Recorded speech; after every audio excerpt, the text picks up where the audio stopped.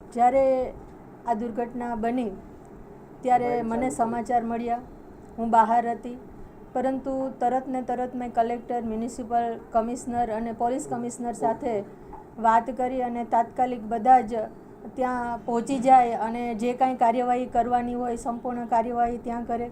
સાથે સાથે પોલીસ કમિશનરને એ પણ સૂચના આપી કે આવા પ્રકારના જેટલા પણ ગેમ ઝોન હોય તાત્કાલિક બધા જ અત્યારે બંધ કરવામાં આવે અને સંપૂર્ણ કાર્યવાહી કરવામાં આવે. પછી બીજે દિવસે વહેલી સવારે હું રાજકોટ પહોંચી ગઈ હતી. મુખ્યમંત્રી શ્રી ઘટના સ્થળે પહોંચ્યા અને હું સિવિલ હોસ્પિટલમાં હતી. ત્યાં મેં અધિકારીઓ સાથે સમગ્ર ઘટના બાબતે ચર્ચા કરી હતી અને ત્યાંથી પછી અમે લોકો ત્યાં એમ્સની વિઝિટ કરવા પણ ગયા હતા. મુખ્યમંત્રી સાથે એમ્સની વિઝિટ પણ કરી હતી અને ત્યાર પછી બપોરના 2:30 વાગે મેં ઘટના સ્થળની મુલાકાત ત્યાં પણ હું ગઈ હતી. પરંતુ જોગાનું જોગ મને એવું લાગે છે કે જ્યારે આવી કોઈ દુર્ઘટના બની હોય ત્યારે મને ફોટા પાડવા યોગ્ય ન લાગ્યા, એટલે મેં મારા ત્યાં કોઈ પણ ફોટા નહોતા પાડ્યા, સિવિલ હોસ્પિટલમાં પણ ફોટા નહોતા પાડ્યા. ત્યાર પછી સોમવારના દિવસે મારા જ વિસ્તારના વોર્ડ નંબર 12ના એક વ્યક્તિ, તેમાં એનું પણ મૃત્યુ થયું હતું, નીરવ વેકરિયા કરીને.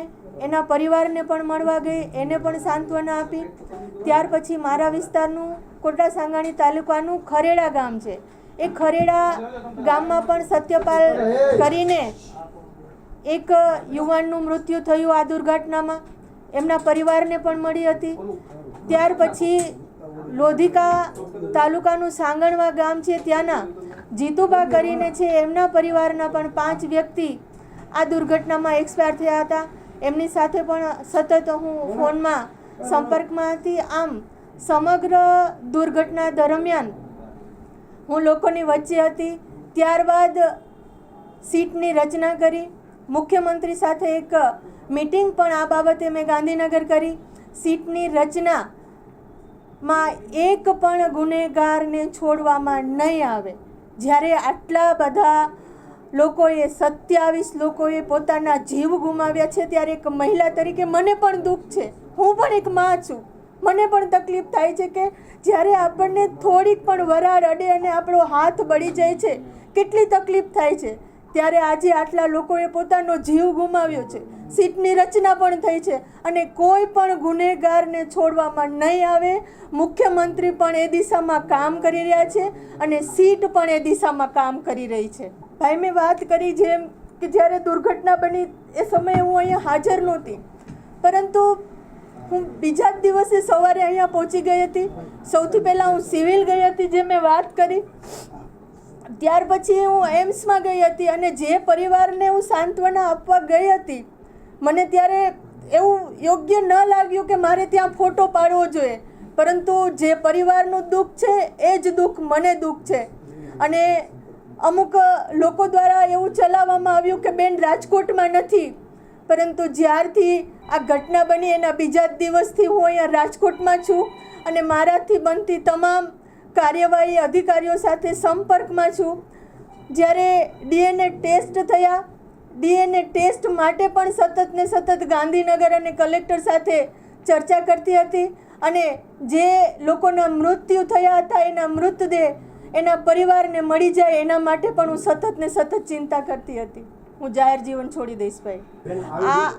આવી દુર્ઘટનામાં કોઈ પણ ગુનેગાર હોય ને, કોઈ પણ ગુનેગાર એને છોડવા ન જોઈએ. અને સીટ એટલે તમે સમજી શકો છો કે સીટ શું કહેવાય. અને મુખ્યમંત્રી શ્રી પણ એ જ દિશામાં કામ કરી રહ્યા છે કે કોઈ પણ ગુનેગાર હોય ને એને છોડવામાં નહીં આવે. સીટે જે કાર્યવાહી કરી છે એ કાર્યવાહીમાં જે પણ દોષિત હોય એ દોષિતને છોડવામાં નહીં આવે. જે કોઈ ગુનેગારો સાથે સંકળાયેલા હશે સરકાર એને નહીં છોડે. સીટની રચના થઈ છે. સીટ એટલે ભાઈ તમે સમજી શકો છો કે સીટ એટલે શું.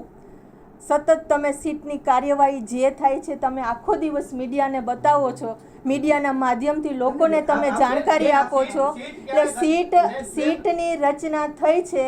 સીટના માધ્યમથી જે કાર્યવાહી થાય છે, કોઈ પણ ગુનેગાર હશે એને છોડવામાં નહીં આવે. ભાઈ, સીટમાં જે કાંઈ બાબતો આવશે એની સંપૂર્ણ કાર્યવાહી સરકાર અત્યારે કરવા માટે તૈયાર છે. ભાઈ ઘરની સામે બંગલો બનતો હોય તો ખ્યાલ જ હોય ને.